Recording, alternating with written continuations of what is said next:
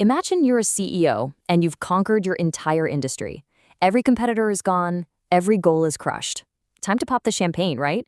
But instead, you push your team past the breaking point, chasing a horizon that might not even be there.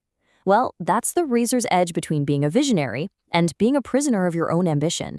And that is exactly where we find Alexander the Great in 327 BCE. Okay, let's just get right into it, because this is the central puzzle. I mean, by this point, Alexander had completely dismantled the Persian Empire.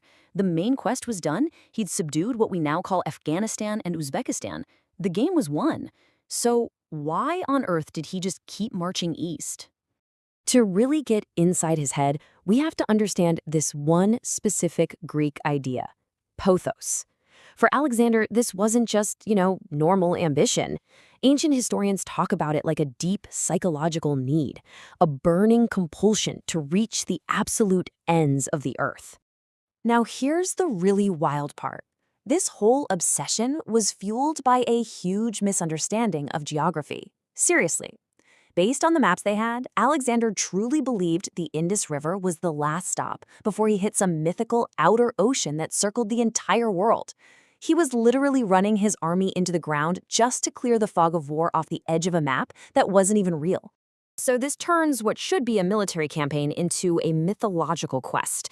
And between 327 and 326 BCE, he marches his army over the Hindu Kush mountains and spills into the incredibly complex and fractured world of the Indian subcontinent. And he immediately gets two completely different reactions. On one hand, you've got this guy, Taxila, the ruler of Taxila. He doesn't fight. He basically rolls out the red carpet. Why? Pure strategy. He just got his hands on a massive, undefeated mercenary army to help him crush his local rival, King Porus. But everywhere else, like in the Swat Valley, Alexander faces just brutal, ferocious resistance from tribes like the Asikonoi. And all that resistance leads to the Siege of Aornos, this massive mountain fortress. Now look, taking this place was a smart, tactical move to protect his supply lines. But the fact that local legend said even the demigod Heracles couldn't take it, that was like catnip for Alexander's ego. He had to prove he could do what a myth couldn't. So because Alexander teamed up with Taxiles, he also inherited Taxiles' enemies. And that put him on a direct collision course with King Porus, leading to the absolute high point of the campaign, the Battle of the Hydaspes in 326 BCE. This scene is just epic. A river swollen by monsoons, a huge enemy army, and a terrifying new weapon on the battlefield. That river was basically a raging, impassable monster. So how did he get across? With an absolutely brilliant and incredibly gutsy move. He left a big chunk of his army at the main camp, telling them to make a ton of noise and light huge fires to keep Porus staring right at them.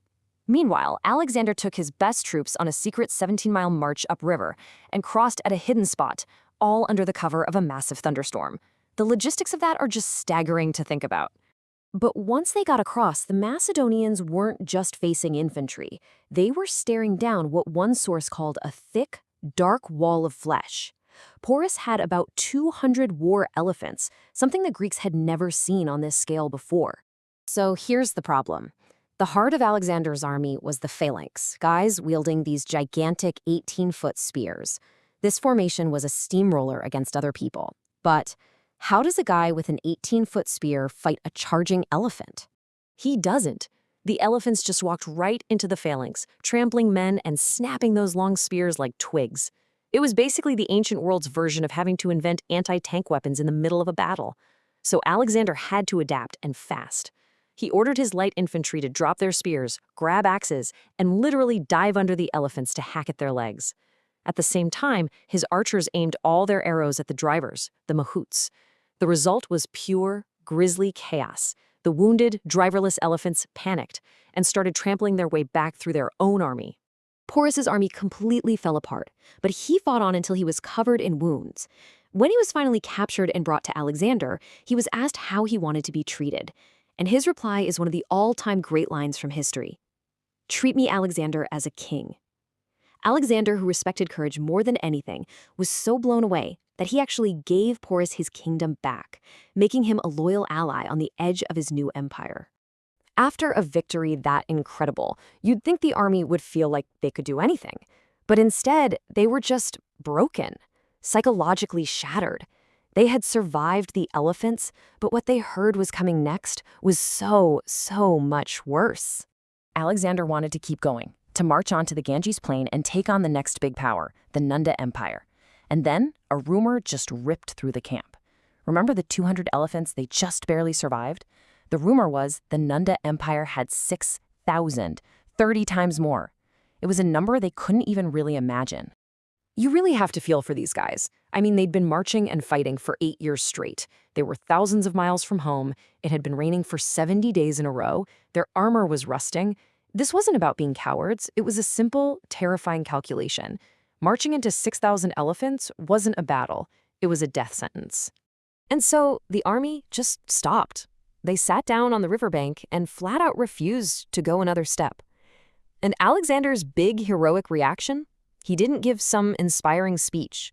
He went to his tent and sulked for 3 days, like a toxic CEO whose burnt-out team finally says no. The gap between his ambition and their reality was just total. He eventually gave in and the army turned back. But for Alexander and his men, turning around wasn't the end of it.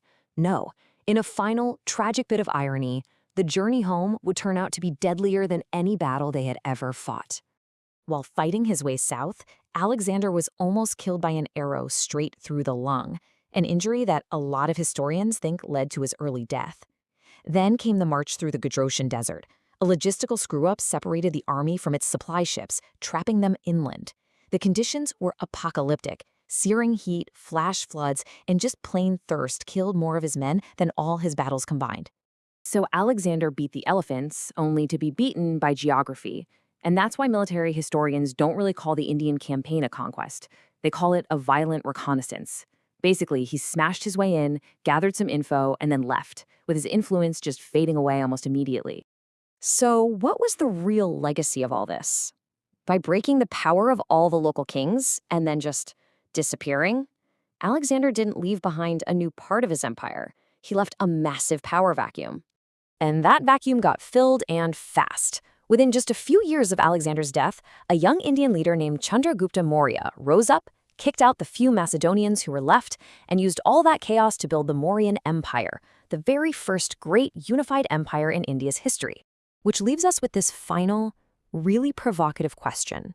We know Alexander failed to conquer India, but by shattering all the old powers and destabilizing the whole region, did he accidentally become the architect of the very empire he couldn't defeat?